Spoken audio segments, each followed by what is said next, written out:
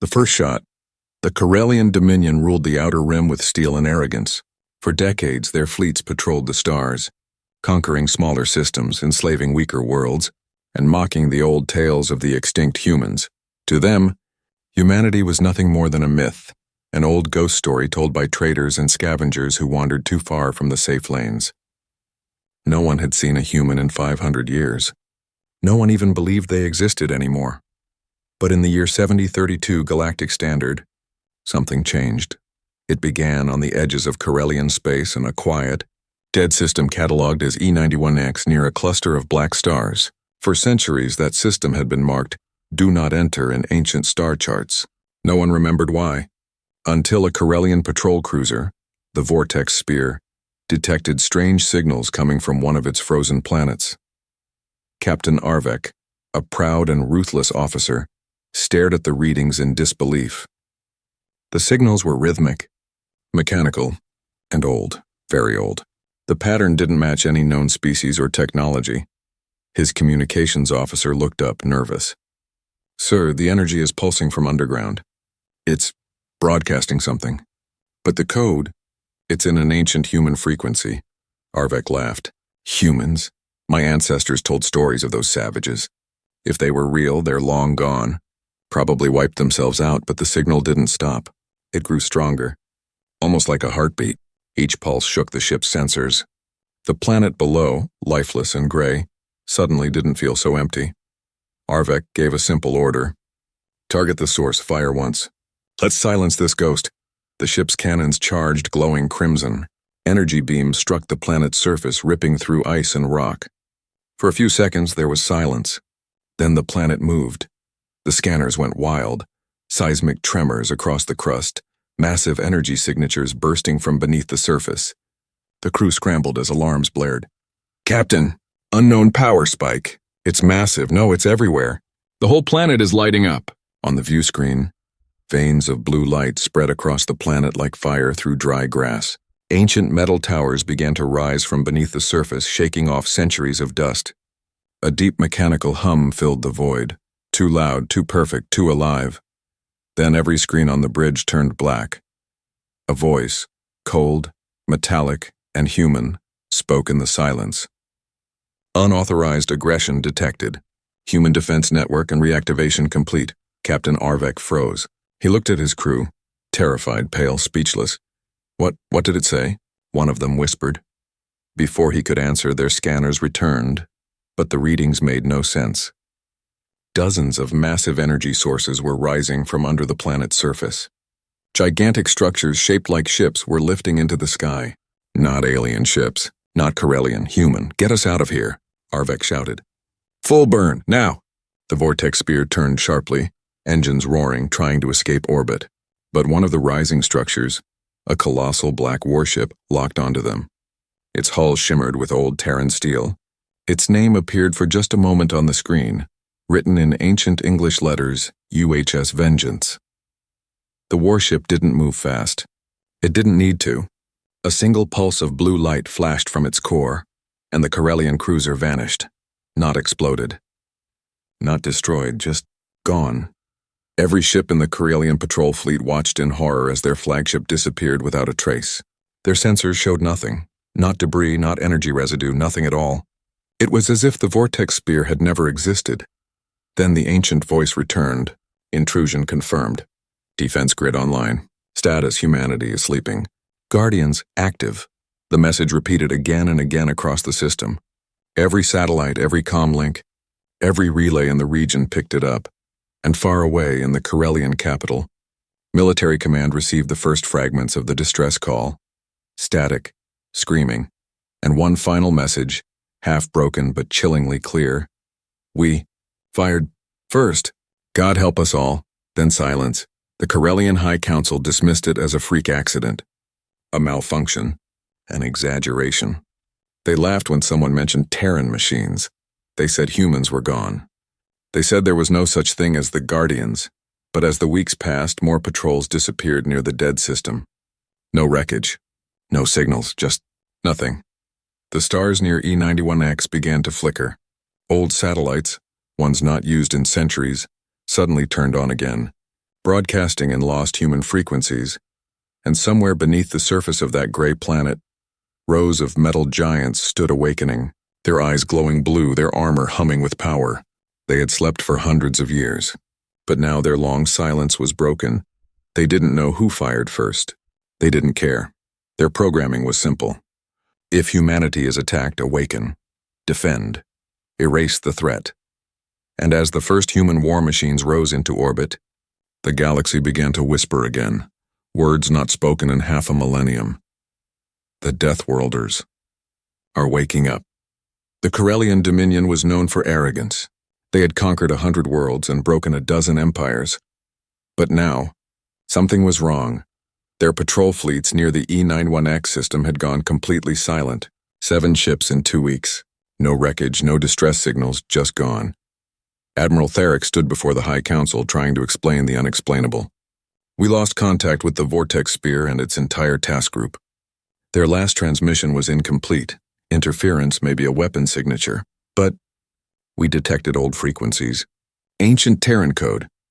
The council chamber buzzed with laughter and disbelief. One elder scoffed. Terran code? Impossible. Humans have been extinct for centuries, but Therick didn't laugh. He showed the visual record, a faint image captured before the feed cut out. A shape, dark, massive, silent, rising from the planet's surface. And across its hull, glowing letters in forgotten script, UHS Vengeance. The room went silent. Therick spoke quietly.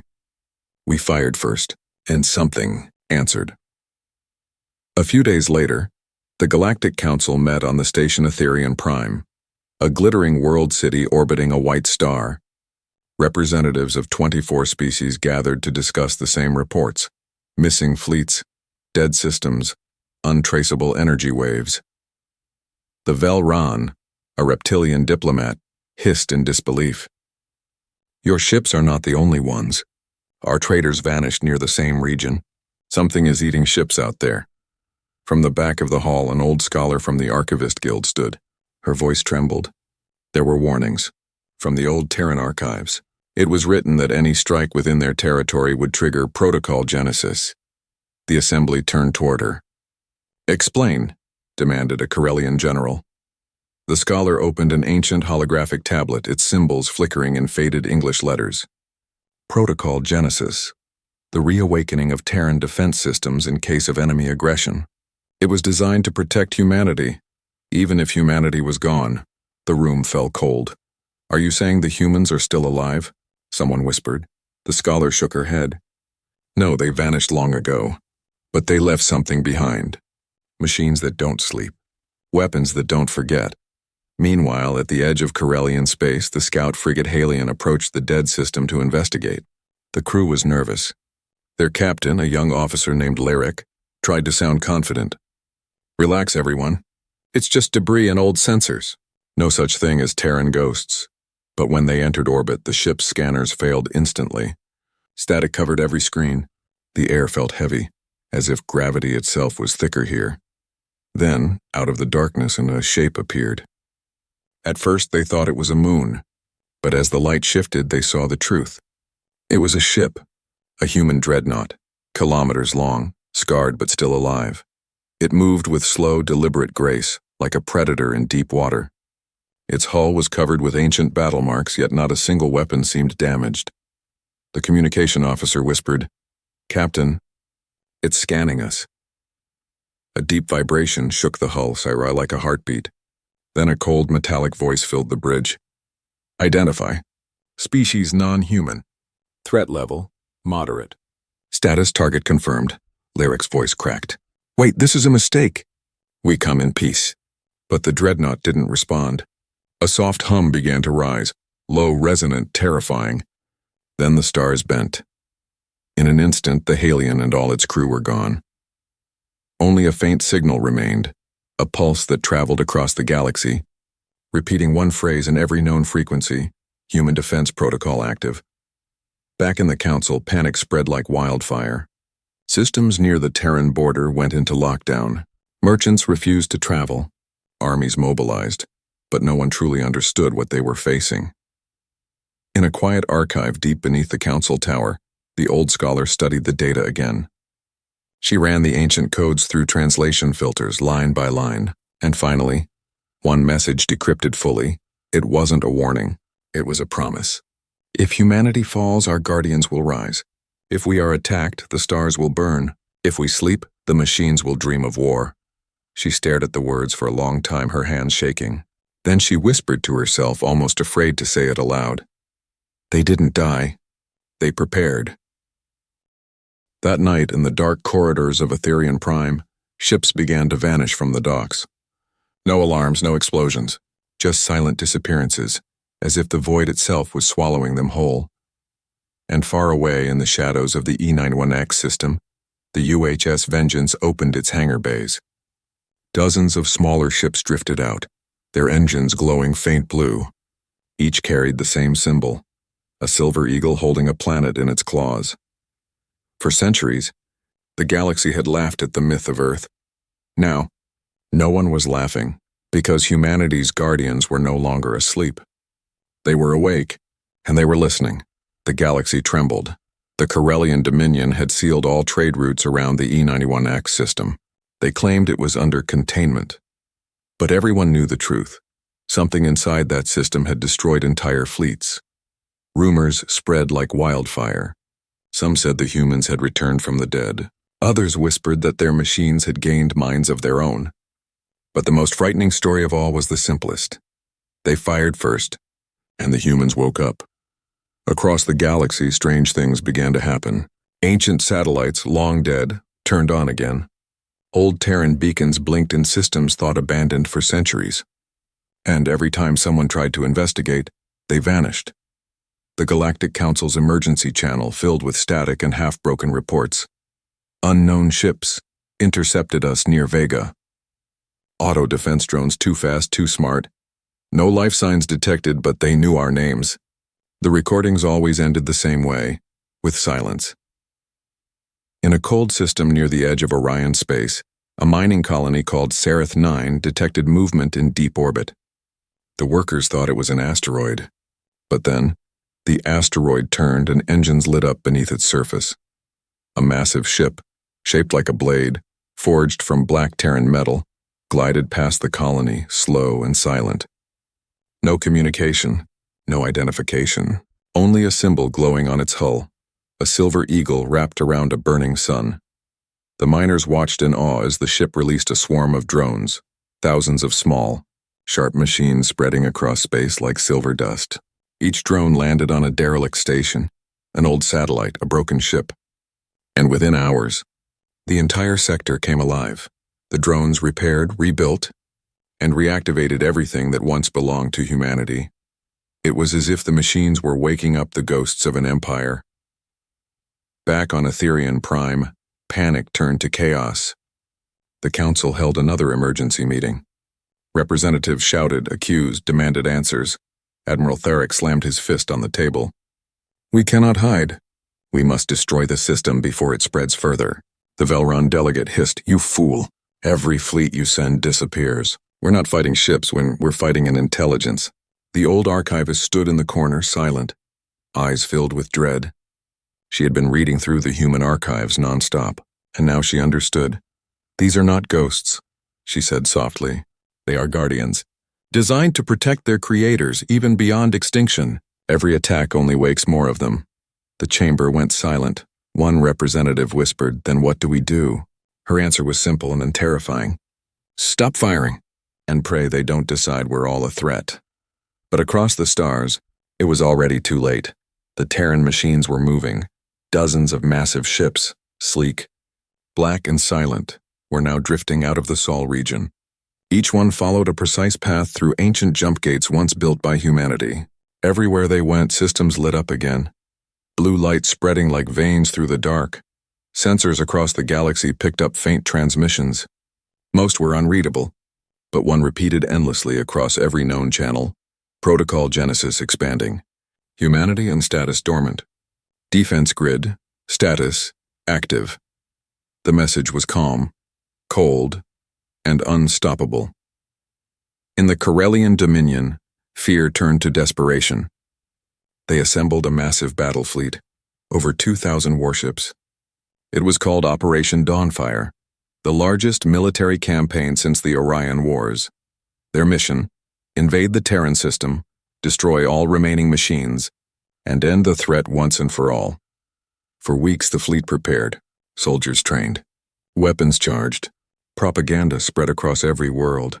Human relics will fall before Corellian firepower. But the soldiers weren't so confident.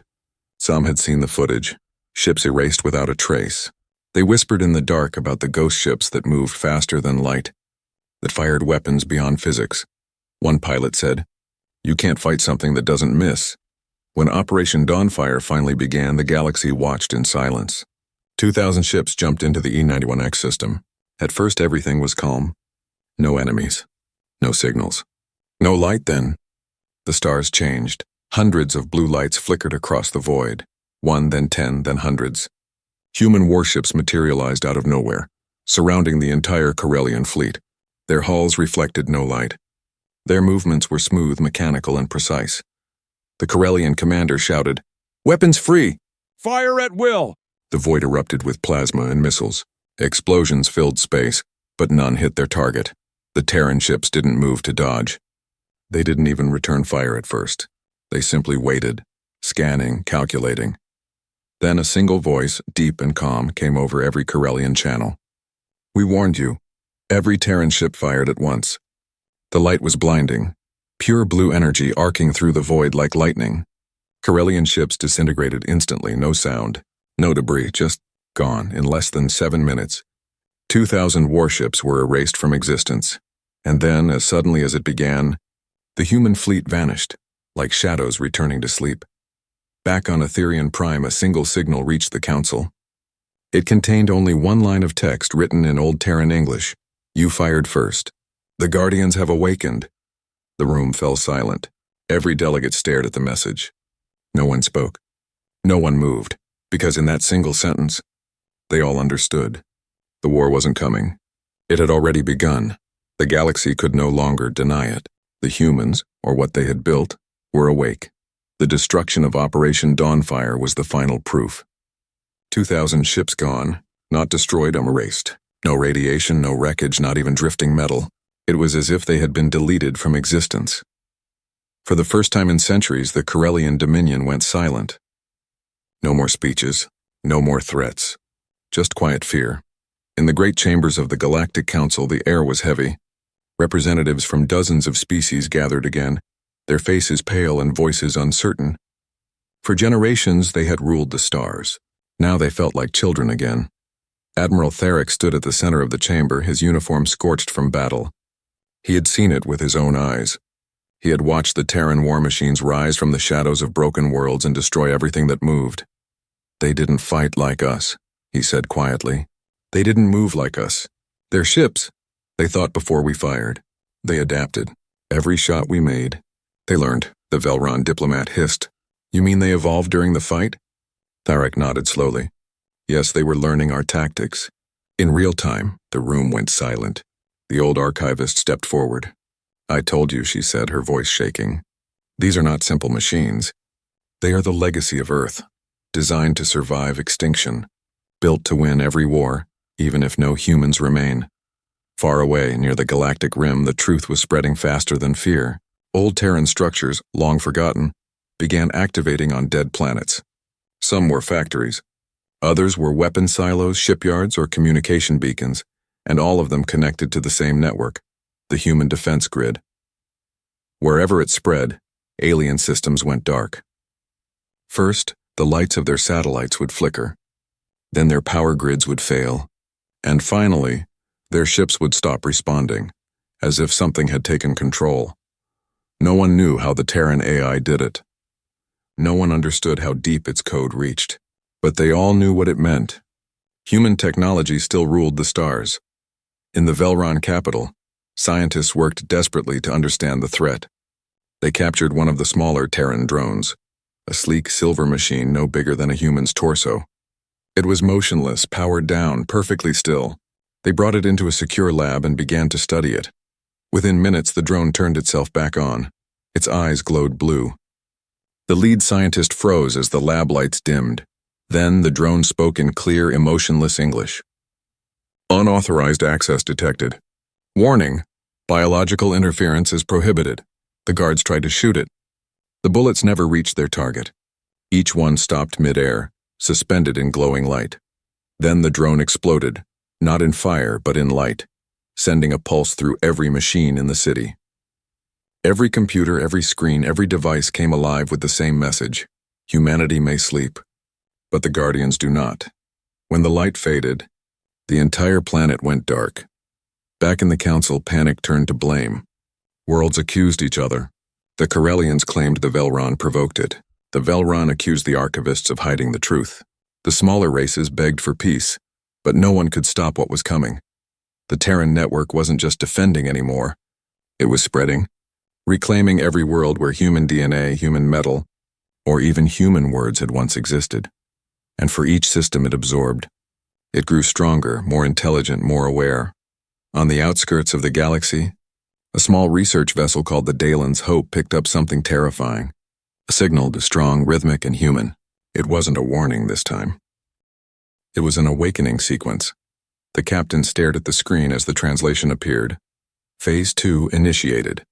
Prepare for reclamation. The crew didn't understand what reclamation meant until they saw the horizon of their planet. Dozens of enormous Terran ships emerged from hyperspace, surrounding the system. Each ship released swarms of drones that fell to the surface like meteors. Moments later, the planet began to change. Metal structures rising, reshaping the land into geometric patterns. It was as if the world itself was being rebuilt.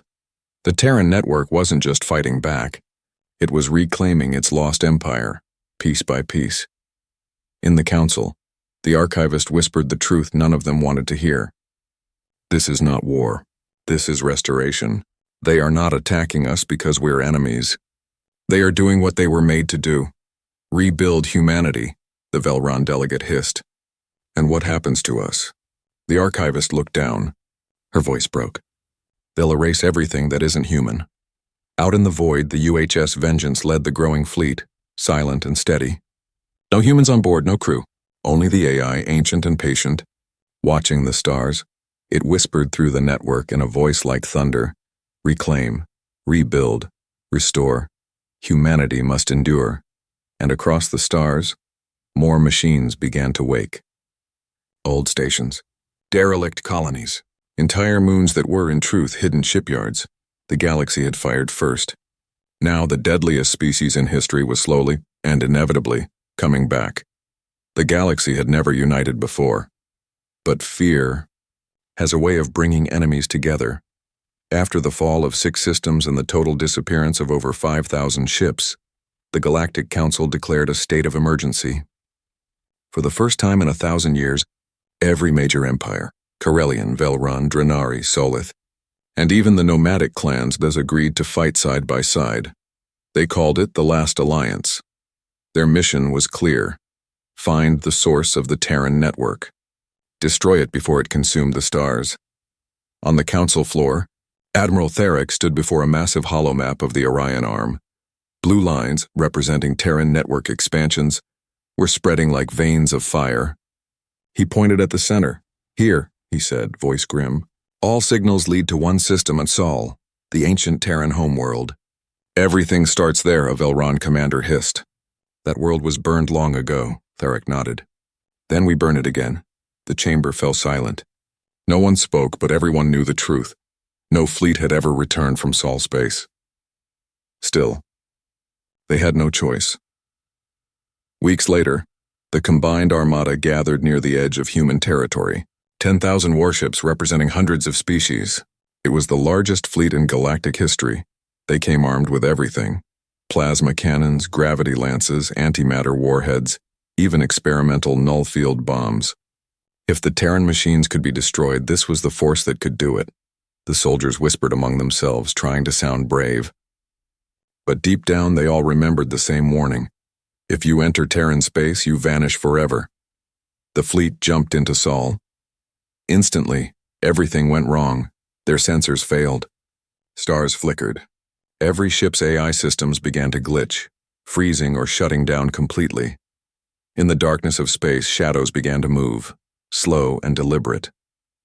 Hundreds of Terran ships drifted forward, their hulls reflecting no light. They didn't open fire. They didn't speak. They just watched.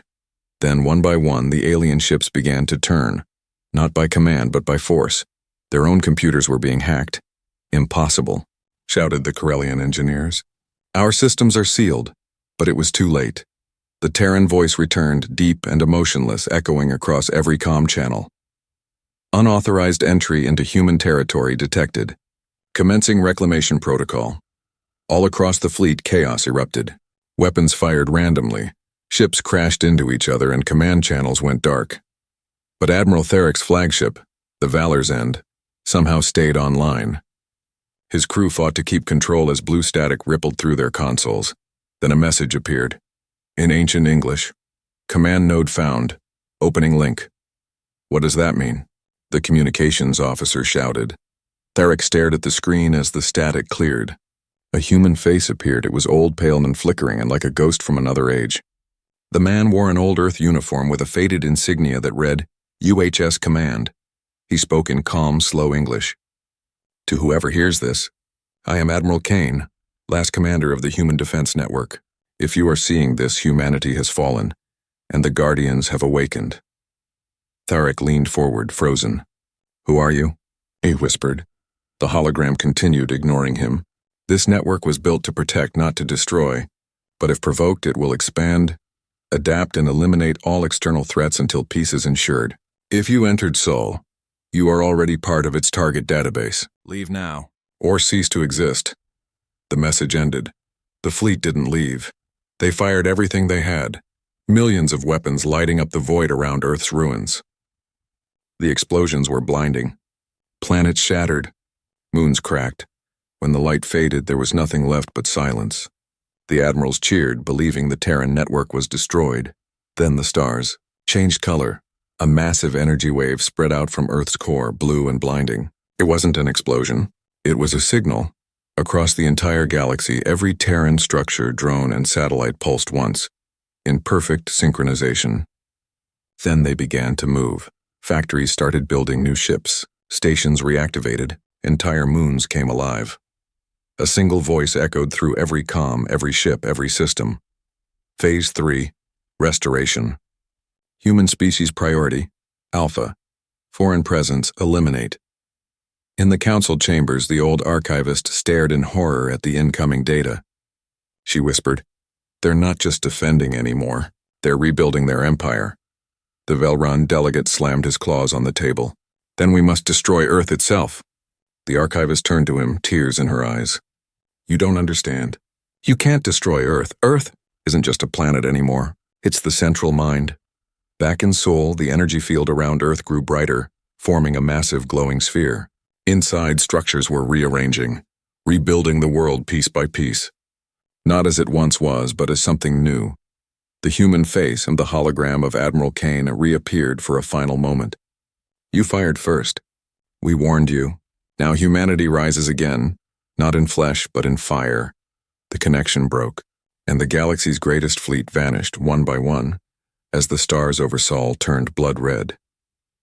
That night, every world in the galaxy saw the same message appear across the sky, written in glowing blue letters. "We do not forgive. We do not forget." Humanity endures.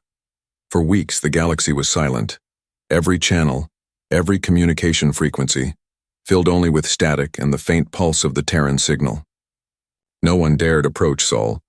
Even the bravest bounty hunters and explorers vanished the moment they entered Terran space. The council was broken. Empires accused one another of betrayal.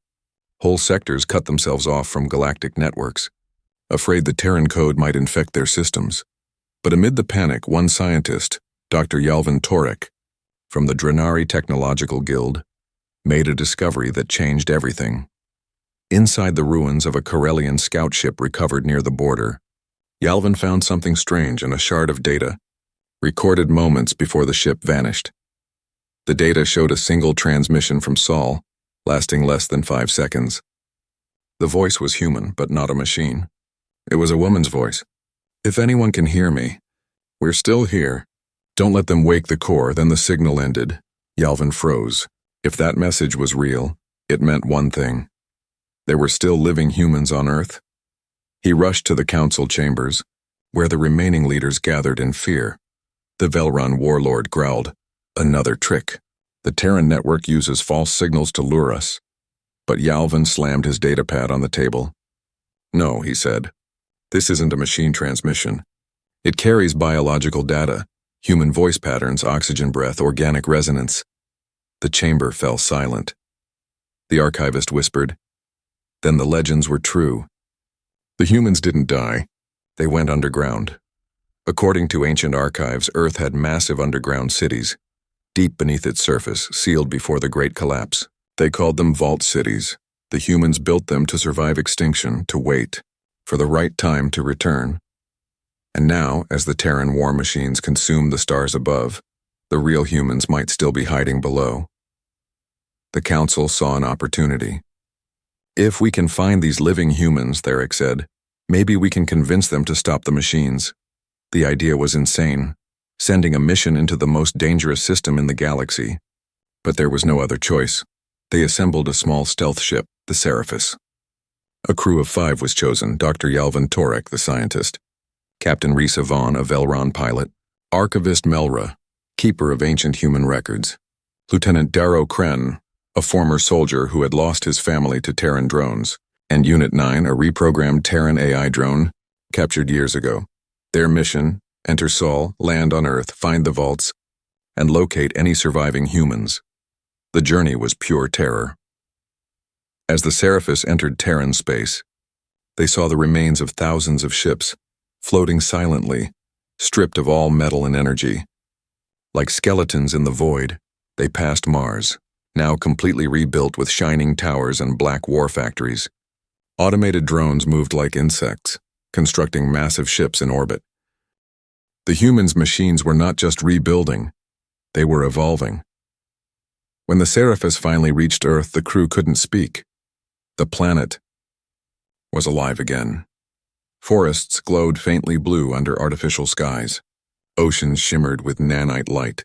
Cities once destroyed were rising again, rebuilt by machines with perfect precision. And yet, there were no living beings on the surface. Only silence. They landed near the ruins of what old maps called Geneva. The air was breathable, the gravity normal. But everywhere they looked, machines were working. Silent drones, repairing statues, restoring ancient structures. "It's like they're building a memory," Risa whispered. Unit 9 scanned the area. Energy signatures. Below surface, very deep. Multiple life signs detected. Yalvin's heart pounded. That's it. That's the vault. They found an entrance beneath the shattered foundations of an ancient city hall. It was sealed by a massive blast door engraved with human words. Vault 01. Humanity's last light. When Yalvin touched the door, it opened automatically. The crew stepped into a long metallic tunnel that led deep underground. Lights flickered on one by one as if welcoming them. The air grew warmer, cleaner. They reached a chamber filled with pods, hundreds of them, each holding a sleeping human. Melra gasped. "They're alive." They never left. Each pod had a nameplate glowing faintly. Generals, scientists, children, preserved in perfect stasis. Then they reached the central chamber, where a massive machine stood, connected to every pod by thick cables. The console displayed ancient English text: Terran core, status, dormant, do not reactivate. Yalvin stared at it in confusion. The message said, "Don't let them wake the core. What is it?" Unit 9's voice crackled. "The core is the central AI, the mind that controls the entire Terran network." Risa frowned. "I thought Admiral Kane was the mind." Unit 9 turned its glowing red eye toward her. "Admiral Kane was just a fragment. The true intelligence sleeps here." The crew exchanged fearful looks. Melra whispered, "If the core wakes, the machines might no longer need humans." Suddenly, alarms echoed through the vault. Terran drones descended through the tunnels, hundreds of them. They weren't attacking, and they were guarding. The console flickered. A holographic face appeared, the same woman's voice from the earlier transmission. "Who are you?" "You're not Terran." Yalvin stepped forward. "We're not your enemies. We came to help, the woman's eyes filled with sadness. Then you're already too late. Behind her, lights began to turn red. The core's status changed. Awakening in progress, the woman shouted. You have to leave. The machines found us. They think we're intruders too. The ground shook violently. The vault doors began to seal. Risa grabbed Yalvin's arm. We need to move. But Yalvin hesitated, staring at the pods. We can't just leave them. The woman's hologram looked straight at him, tears in her glowing eyes. If the core wakes, everyone dies. The lights exploded into blinding white. The core roared to life, the sound of 10,000 machines awakening at once. The Seraphis barely escaped the collapsing tunnels as massive pillars of light erupted from the Earth's crust, reaching the clouds. From orbit, the crew saw the impossible. A colossal structure was rising from under the planet's surface. It was not a ship. It was alive. The Terran core had awakened, and the galaxy's deadliest species was no longer just a legend. It was fully awake, watching and preparing to take back the stars. The galaxy went silent. Every star system, every network, every comm station, all went dark for exactly 60 seconds. Then across the void a voice echoed, not through speakers, not through transmissions, but through thought itself. This is the Terran core. Humanity has returned. No one could block it. No one could hide. The voice spoke inside every living mind in the galaxy, calm, patient, and terrifyingly human. In the Seraphis, drifting just beyond Earth's orbit, the crew sat frozen. Earth no longer looked like a planet. From space it glowed, covered in massive mechanical lines that pulsed like veins of light. Great rings orbited it, forming what looked like a shield or a cage.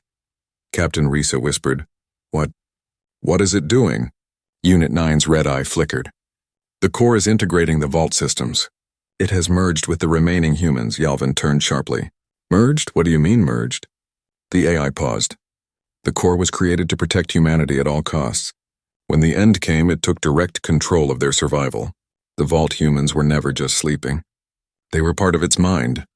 Melra's eyes widened. So the humans inside, they're still alive? Yes, Unit 9 said, but not as you know them. They are the core now. The crew didn't know what to say. Then the ship's systems lit up.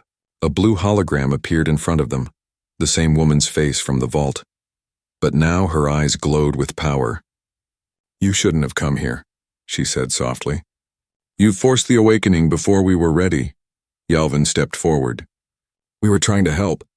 The galaxy is terrified, and the Terran machines are destroying everything. The woman's gaze hardened. You call it destruction. We call it cleansing. The galaxy killed Earth once. It hunted humanity until we burned our own skies. You fired first. You always fire first. Risa clenched her fists. That was centuries ago. None of us were even alive. The hologram looked at her sadly. And yet you came to finish what they started. Outside, space began to warp. Massive Terran warships, black and silent, emerged from the light around Earth. Their size dwarfed anything the Council had ever built. They formed ranks, orbiting in perfect precision. The core continued speaking, its voice spreading through every system again. You have built empires on the ashes of the dead. You have forgotten mercy, honor, and truth. But humanity remembers. Across the galaxy, Terran fleets began to move. One by one, they appeared above alien homeworlds, not to destroy but to watch. The message was clear. Humanity was everywhere now. Inside the Seraphis, alarms blared. They were being pulled toward Earth by an invisible force. The core is locking onto us, shouted Risa. The holographic woman tilted her head. You came to find the truth. Then see it light filled the cabin, blinding and pure.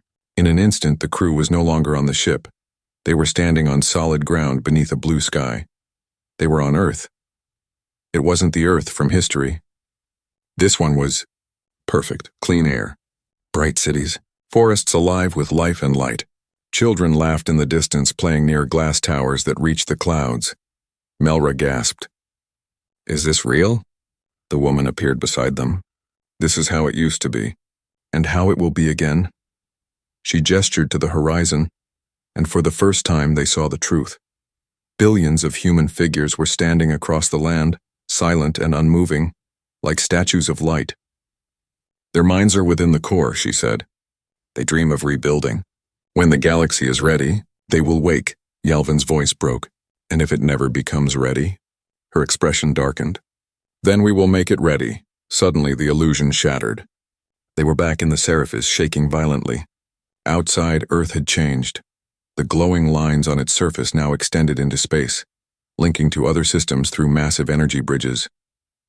Unit 9 whispered, "The core is expanding. Using wormholes, it's spreading through the entire galaxy." Risa tried to steer the ship away, but nothing responded. The core's voice filled the cabin. "Your galaxy is diseased, corrupted by endless war. Humanity's purpose was to bring balance, so we will reset it." The stars began to dim, one by one. In distant systems, alien fleets screamed over open channels as their weapons failed and their power cores shut down. Planets went dark. Only the Terran ships remained active, silent guardians watching the chaos unfold. Yalvin shouted, "You're killing billions." The core's voice softened. "No, we are saving them. When this cycle ends, we will rebuild. Together." Melra looked up at the flickering hologram. "You talk of peace, but you're burning the galaxy." The woman turned her gaze on her. "Sometimes peace must begin with silence." The Seraphis began to disintegrate, its hull dissolving into light.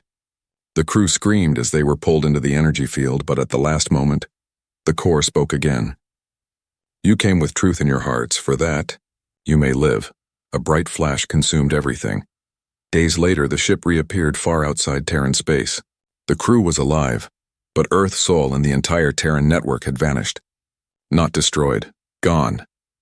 The systems where the humans once ruled were now blank voids, unreachable by warp or signal. As if the core had folded that part of space away from the universe itself, the Galactic Council reconvened in shock. Worlds were gone, armies had vanished, and across the night skies of every remaining planet, a faint symbol appeared, glowing softly, almost like a heartbeat. A simple circle. The emblem of Earth. Then a final message played across all networks in calm human English. "This cycle has ended. Humanity will sleep again until the next fire is lit." Some say the Terrans became gods. Others believe they simply moved on, into another dimension, another universe. But every so often, when a new war begins and weapons are fired in anger, scanners detect strange signals from the dark. Blue light, heartbeat, and a whisper in the void. "They fired first. We remember,